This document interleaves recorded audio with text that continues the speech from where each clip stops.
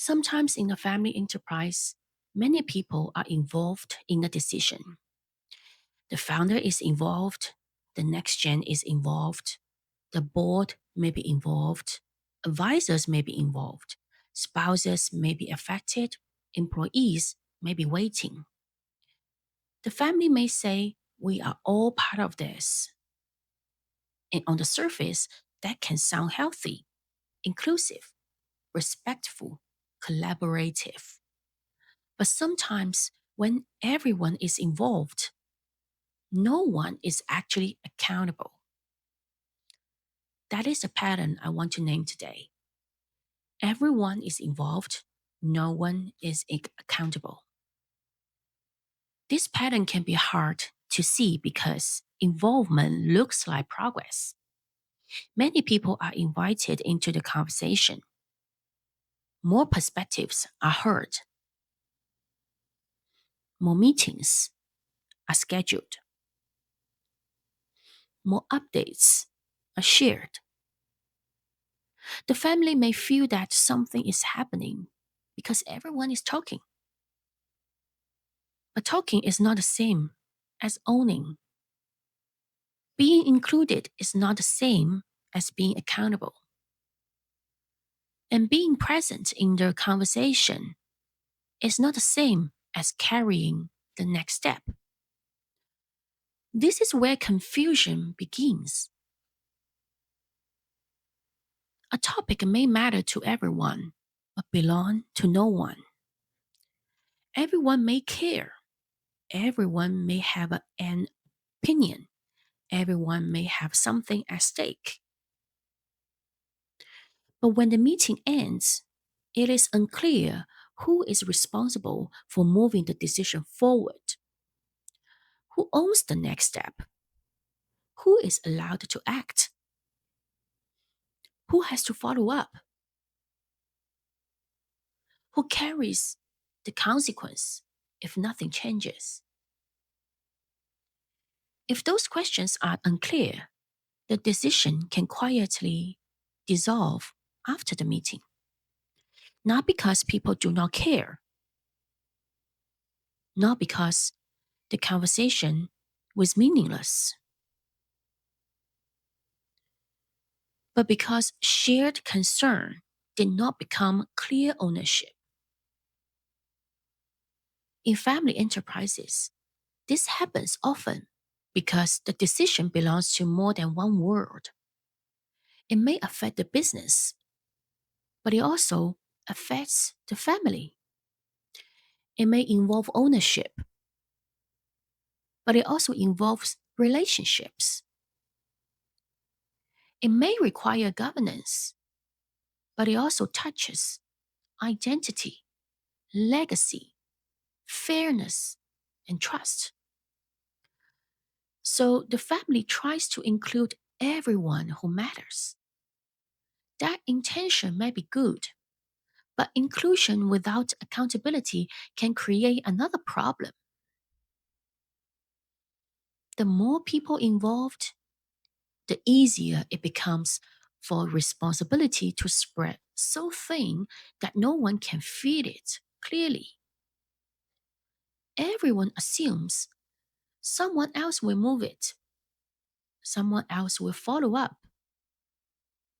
someone else will raise the difficult question, someone else will ask for a clarity, someone else will take the risk of naming what is not being said. Someone else. And then nothing moves. The family may return to the same topic months after and wonder why no progress has been made. But the pattern was already there. There was involvement. There was discussion. There may even have been agreement. But those are not the same.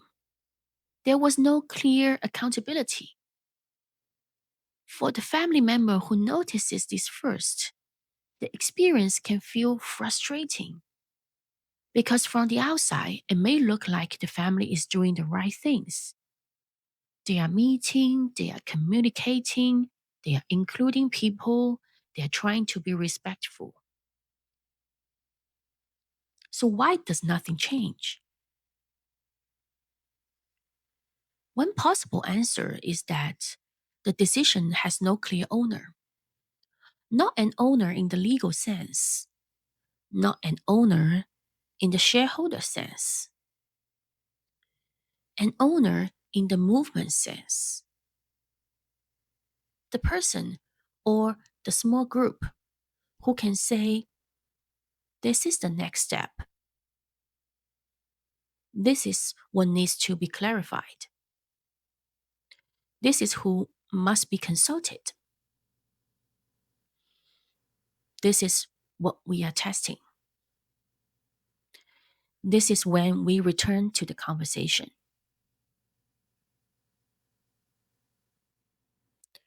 Without that kind of ownership, the decision remains in the air. Everyone can see it. Everyone can comment on it.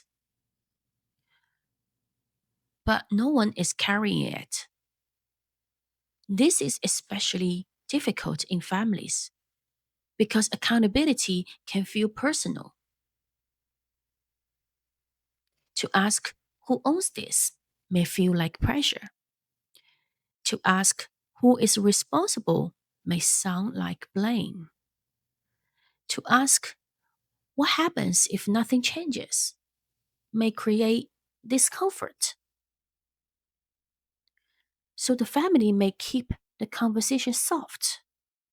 They may say, we should keep talking. They may say, let's think about it. They may say, we need more alignment. And sometimes that is true. But sometimes those words protect the family from naming who is actually accountable for movement. This does not mean every decision needs one powerful person to take control. That would be too simple. Some decisions truly required sheer participation. Some decisions need time. Some decisions need several voices. But even shared decisions need clear ownership of the process. Someone must hold the thread. Someone must notice whether the conversation is moving or circling. Someone must bring the family back from general agreement to actual next steps. Otherwise, involvement can become a comfortable place to hide. Everyone is part of it, so no one has to carry it. Everyone has a voice, so no one has to name the cost. Everyone agrees it matters, so no one has to act first. And over time, the family may confuse participation with progress. That is why this pattern matters, because a decision does not become real just because many people care about it. A decision becomes more real when someone is accountable for the next movement. Not necessarily for the final answer, not necessarily for controlling the outcome, but for keeping the decision from disappearing back into conversation. For the family member who notices something is off, this can open a doorway. Not into blaming the family, not into demanding that someone take over, not into forcing speed, but into seeing the difference between being involved and being accountable. Because a family can have many people in the room and still have no one holding the decision. It can have many opinions and still have no owner. It can have many meetings and still have no movement. So when a family keeps returning to the same conversation, It may be worth noticing, is everyone involved but no one accountable?